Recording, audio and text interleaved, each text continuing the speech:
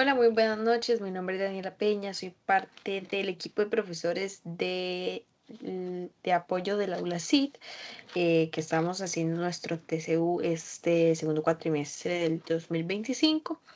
Em, Hoy tenemos la clase de ciencias de octavo y vamos a esperar hasta las 8:10 a que se nos conecte algún chico. De lo contrario, igual vamos a empezar con la clase, pero vamos a dar esos 10 minutos de gracia por si acaso.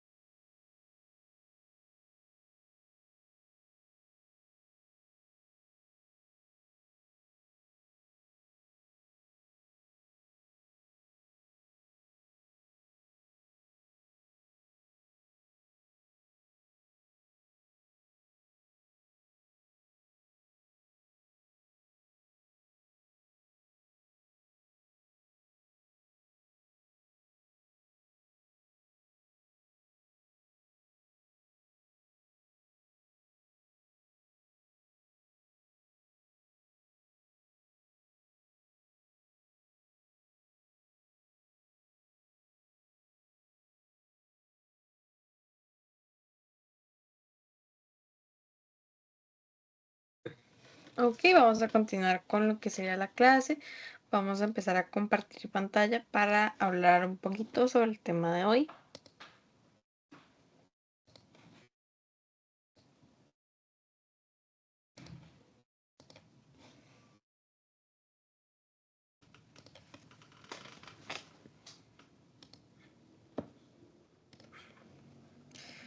Bueno, hoy vamos a seguir hablando un poquito más, al igual que la semana pasada, sobre la tabla periódica, pero vamos a hablar un poquito más a profundidad de lo que habíamos hablado sobre los grupos que existen, ¿verdad? Vamos a empezar con lo que serían los metales alcalinos, que bueno, los puntos de aprendizaje para el día de hoy vamos a ver cómo saber dónde se ubican los metales alcalinos en la tabla periódica, algunas de sus propiedades físicas, químicas o en sí características de estos mismos y describir los reactivos y productos de las reacciones químicas, por ejemplo. Bueno, ¿dónde se va a ubicar los metales alcalinos? Lo vamos a ver siempre en el grupo 1 de la tabla periódica, en esta primer columna. Los metales alcalinos que vamos a tener en este grupo van a ser, disculpen, en este grupo van a ser lo que sería el litio, vamos a tener el sodio, vamos a tener el potasio, el rubidio, el cesio y el francio. Estos son los 6 metales alcalinos que vamos a tener. ¿Y por qué el primero no? Porque el primero es el hidrógeno, que es parte de los no metales. Más adelante vamos a hablar un poquito más de él, pero de momento es a partir del litio hasta francio son los que se van a ubicar en la primera columna y esos son los metales alcalinos. Bueno, ¿qué propiedades físicas tienen estos metales, verdad? Sus puntos de fusión tienen puntos de fusión bajos, mientras que otros metales alcalinos suelen ser de puntos de fusión muy altos. El punto de fusión va a disminuir a medida que se desciende en el grupo. Por ejemplo, el litio tiene el punto de fusión más alto, que sería este. Entonces va a ir bajando respecto, por ejemplo, el sodio va a bajar el potasio, el rubidio, el cesio y el francio. Además, estos van a ser blandos. Los metales alcalinos son inusualmente blandos y se cortan fácilmente, por ejemplo, con un cuchillo. Y los metales alcalinos tienen densidades bajas, tanto que el litio, el sodio y el potasio van a flotar en el agua.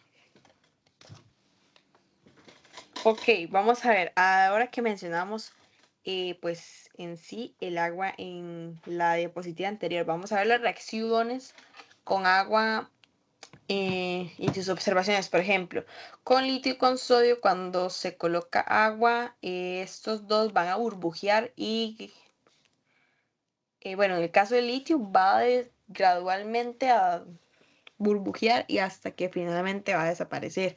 En el caso del sodio va a burbujear rápido y va a desaparecer también rápidamente, más rápido en sí en este caso que el litio, ¿verdad? Ahora hablemos un poquito más del potasio.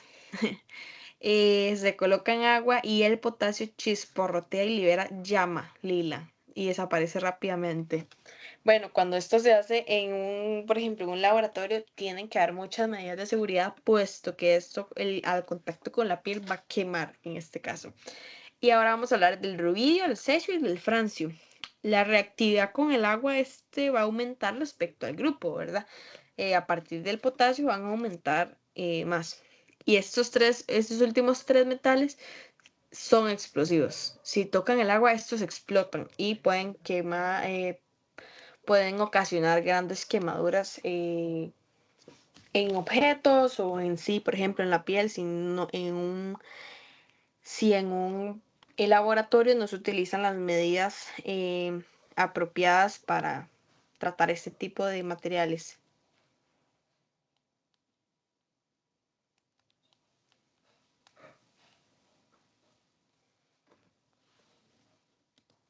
Ok,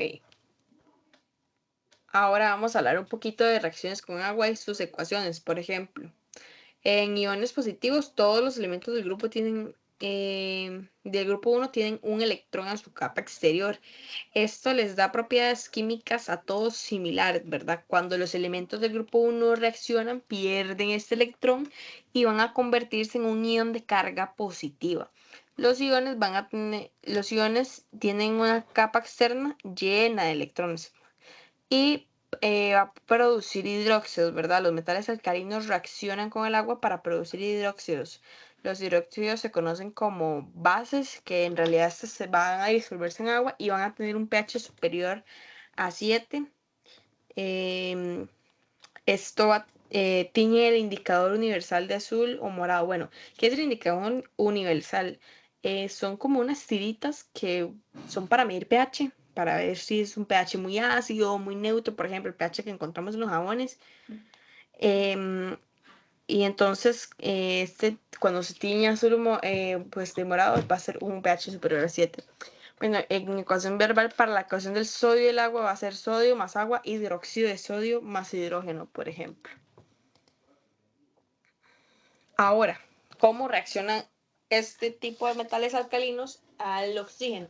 El oxígeno del aire reacciona con la superficie de estos metales alcalinos que le van a dar un aspecto como blancuzco, como podemos ver en este ejemplo aquí de la piedrita, ¿verdad? Se pueden ver como de esta manera.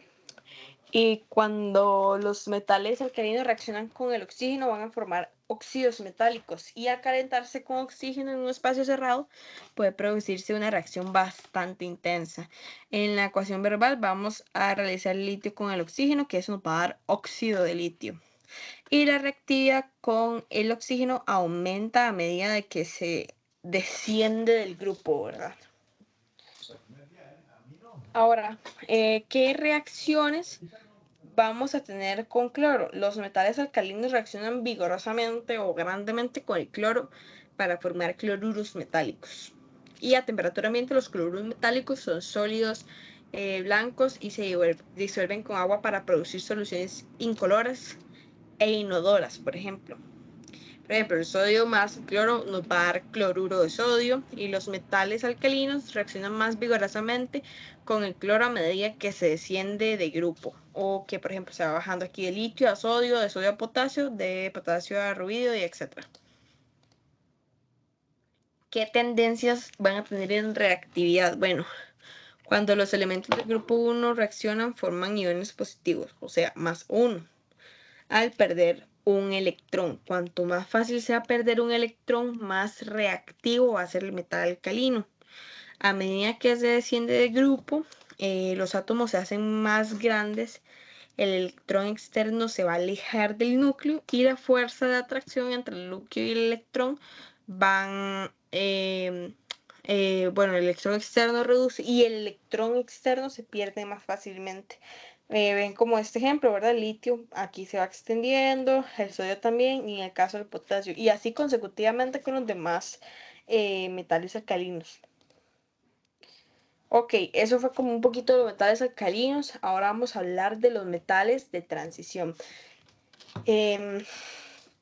Bueno, en los metales alcalinos también nos falta ahí un grupo que son los metales alcalinoterros que van a tener em, características entre los alcalinos y los metales, y los metales de transición, pero vamos en sí a hablar de los metales de transición un poquito más pues a detalle.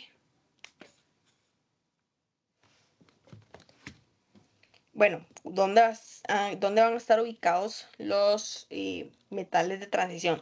Como comentaba antes, bueno, ya vimos que estos son los alcalinos, los metales alcalinos. Estos que no vienen mencionados son los metales alcalinoterrios.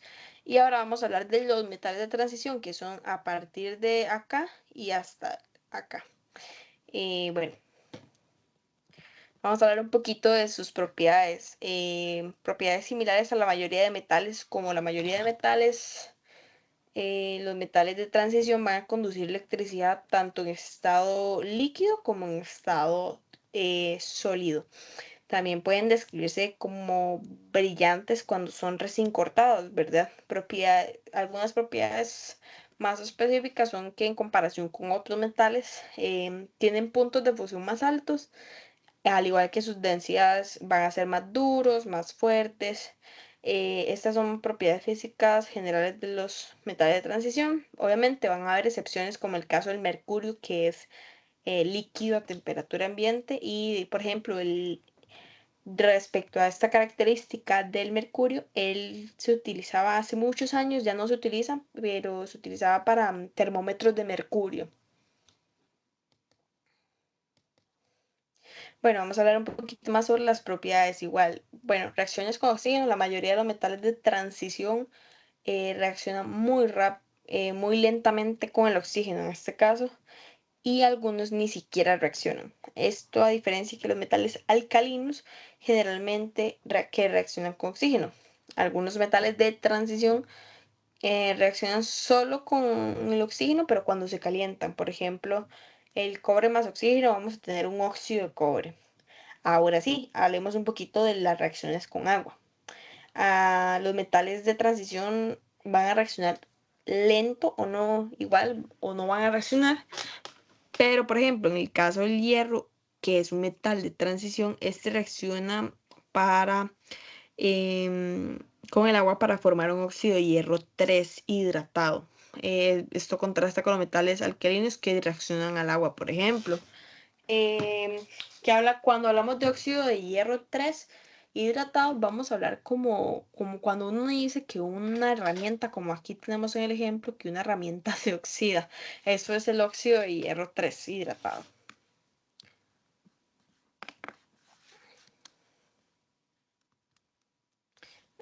Y vamos a hablar un poquito de las propiedades químicas.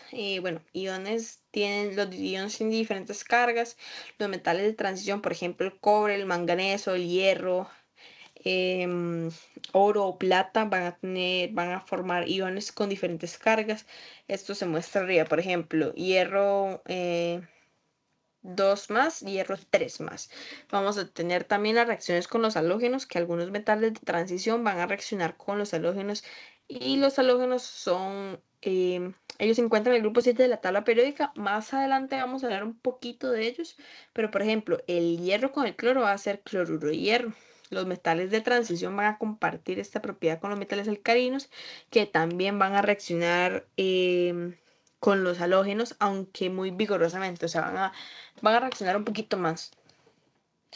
Ahora, otra de las propiedades son que los compuestos coloreados, otro metal generalmente forman compuestos blancos, pero este va a formar compuestos colorados. Por ejemplo, cuando hablábamos del óxido de hierro 3, que casi siempre lo vemos como un café, como color cobre, ¿verdad? O color anaranjado, muchas veces amarillo. Pueden ser verdes, marrones, rojos también, dependiendo del reactivo que se utilice con cada metal.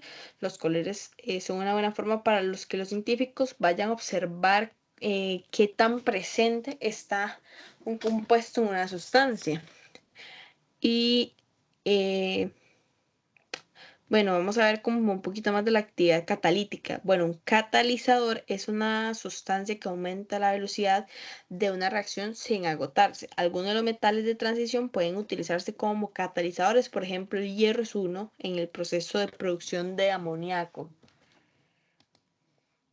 Ahora vamos a ver. Bueno, los metales de transición son muy usados. Por ejemplo, el cobre se utiliza para electrónica, sobre todo más en cables, se emplea en construcción también porque es un buen material para fabricar tuberías. Hay otros componentes, por ejemplo, en vehículos, aviones, barcos, tubos, entre otras cosas que se van a dar muy presente en el uso de los metales de transición. Por ejemplo, otro de los materiales que podemos ver en los metales de transición va a ser el hierro, que es importantísimo para la producción de acero y va a tener muchísimas aplicaciones en lo que es ingeniería, manufactura, construcción. El hierro se encuentra de forma natural en el cuerpo humano, por ejemplo en la sangre, bueno, para producir hemoglobina y una proteína de los glóbulos rojos que transporta también oxígeno. Entonces es un material que, por ejemplo, es un mineral en este caso, pero se encuentra entre los metales de transición. Ahora sí, como mencionamos anteriormente, vamos a hablar de los de los halógenos, ¿verdad? Estos se ubican en esta línea acá, que van a ser el flúor, cloro, bromo, iodín, astato y Tennessee, que no, estos ya no son metales porque ya pasamos, como mencionábamos la semana anterior, la línea de los metaloides, que en este caso son los que se ven así en verde oscuro. Entonces, bueno, vamos a hablar un poquito. Tenemos lo que son cloro, que va a ser un gas verde a temperatura ambiente. El bromo es un líquido marrón a temperatura ambiente. En el caso del yodo, es un sólido morado o negro, se puede ver en cualquiera de los dos a temperatura ambiente. Propiedades físicas, tiene puntos en sí los puntos de fusión y ebullición. Sus átomos se presentan en pares, los dos átomos están unidos por un enlace covalente. Bueno, a medida que se desciende del grupo, por ejemplo, los puntos de fusión y ebullición van a aumentar. O sea, es decir, el flúor va a tener menos punto de ebullición y fusión que el cloro. Y así consecutivamente con bromo, el yodo, etcétera. Además que esto se debe a que sus moléculas van a aumentar de tamaño, las fuerzas intermoleculares se intensifican y en la última instancia va a necesitar más energía térmica para poder superarlas. Bueno, vamos a hablar un poquito de las reacciones con un metal, las ecuaciones, por ejemplo. Con iones negativos, 7 tienen 7 electrones en su capa exterior. Eso les va a dar propiedades químicas similares. Ellos ganan un electrón al reaccionar, por ejemplo, se convierte en un ion de carga negativa igualmente. Los iones tienen una capa externa llena de electrones.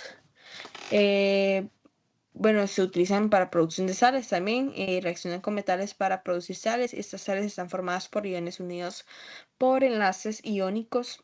Bueno, el cloro reacciona bastante con el hierro, por ejemplo, cuando se calienta, entonces podemos obtener cloruro de hierro.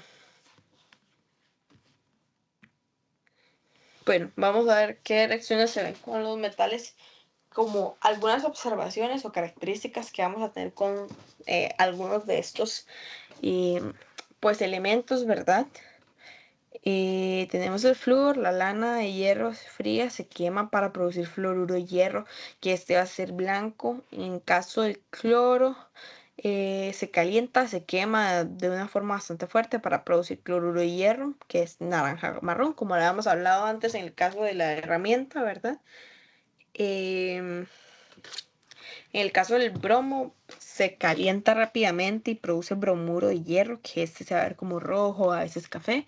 Y en el caso del yodo, se calienta lentamente en vapor de yodo para producir yoduro de hierro gris.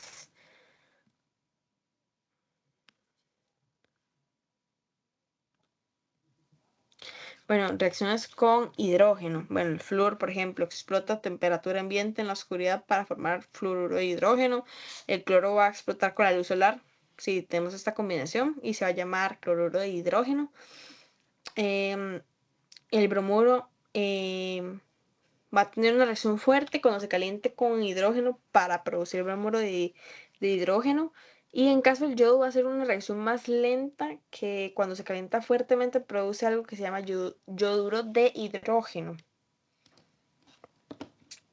Bueno, en reacciones de desplazamiento, por ejemplo, la reactividad de los halógenos sí disminuye a medida que se desciende de grupo.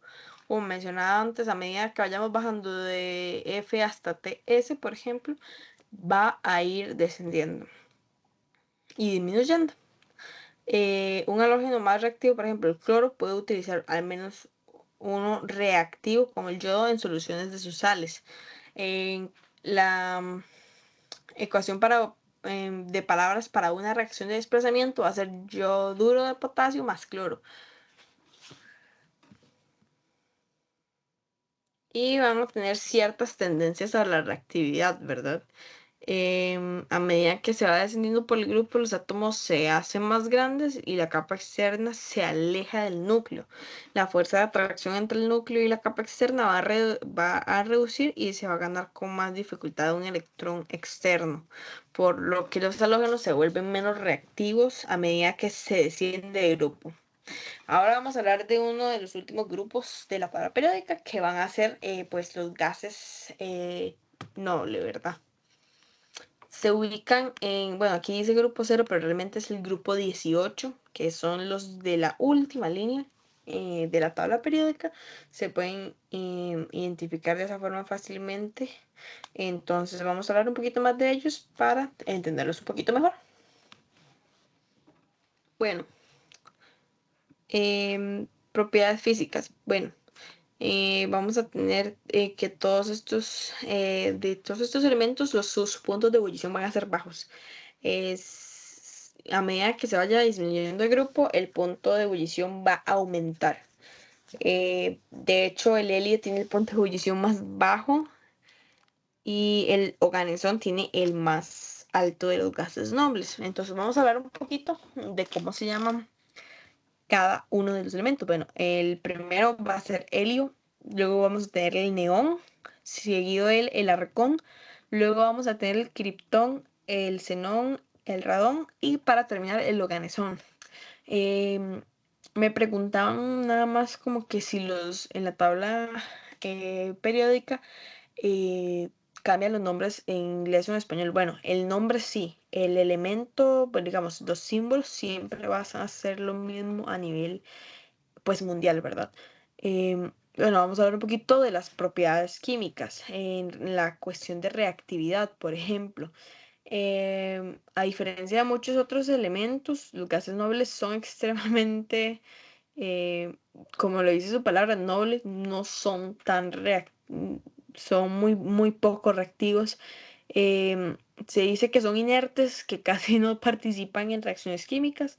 Todos los átomos de los gases nobles poseen sus capas externas de electrones completas y los elementos van a reaccionar ganando, perdiendo o compartiendo electrones para completar su capa externa. Como los gases nobles ya poseen su capa externa completa, realmente ellos no necesitan reaccionar. Por eso es que ellos son muy poco reactivos. Entonces, ¿en qué utilizamos los gases nobles? Por ejemplo, el helio ya me imagino que ya el nombre les hacía sentido. Por ejemplo, cuando utilizamos globos, como tiene un punto de ebullición muy bajo, lo hace muy útil para enfriar también imanes superconductores, para, por ejemplo, que son esenciales para la investigación y la imaginología médica. Y el uso más común que podemos ver en la industria tecnológica es el gas que se utiliza para los globos que flotan. Por ejemplo, en el uso de los gases nobles, el neón, su nombre también lo dice, ¿verdad? Lo usamos por ejemplo, en las luces de neón, también se utiliza en la refrigeración criogénica, más que todo para publicidad, y el segundo uso sería refrigeración criogénica, que vamos a utilizar el neón. El argón. Yo sé que tal vez no es un nombre muy conocido, pero realmente es sumamente importante para la industria porque el argón se utiliza en la iluminación eléctrica. Como sus propiedades no son tan reactivas, como por ejemplo lo podría ser algún tal vez metal de transición o un alcalino térreo, eh, va a ser mucho más seguro que utilizar cualquiera inclusive de estos gases nobles. También se utiliza en soldadura para prevenir oxidación y la contaminación durante el proceso. El argón se utiliza también para las láseres y también aplicaciones médicas y científicas, más que todo en ese sentido de los láseres. Bueno, vamos a tener otras fuentes de gases nobles van a ser el aire, el neón, el argón, criptón, xenón. Se encuentra en el aire, los inhalamos al respirar. Se obtienen licuando el aire mediante un proceso llamado destilación fraccionada. El radón sí es un poco más reactivo y se produce a partir de la desintegración de los elementos más pesados. Entonces, bueno, eso sería en este caso lo que hablamos un poquito más sobre la tabla periódica, sobre sus grupos. De haber alguna duda a lo largo de la semana vamos a tener pues clases del mismo tema y pueden ingresar a cualquiera de ellas. Bueno, de momento eso es lo que yo tenía preparado para el día de hoy. Espero que les haya gustado y que haya sido de provecho para todos.